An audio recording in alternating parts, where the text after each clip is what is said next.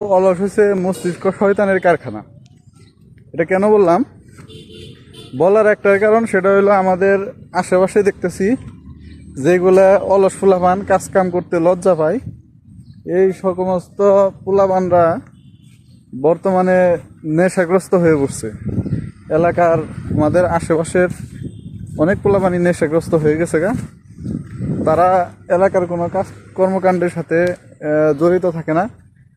বিদেশ যাইতে বললেও যাইব না, বিদেশ গেতে তাকে ভালো লাগে না। আবার এলাকায় যে একটু ভালো কাজ কাম করবো তাও করে না। ঠিক আছে, নেশাগ্রস্ত হয়ে পড়ছে। এটা শুধু আমাদের এলাকায় না, বাজারের আশেপাশে দেখবেন যে আজাইরা যেগুলা ঘুরে এগুলো সব কিছু নেশাগ্রস্ত বুঝছেন। আবার এগুলার সাইদাই কারা, এগুলার সাইদাই হচ্ছে আমাদের এলাকার আশেপাশে পুলিশ।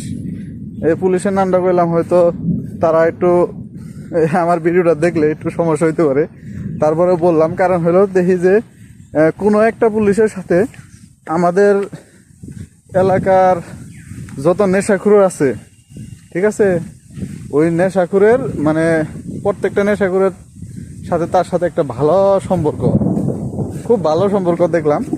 এই নেশাখুর যারা আছে তাদের সাথে ওই পুলিশের খুব ভালো সম্পর্ক।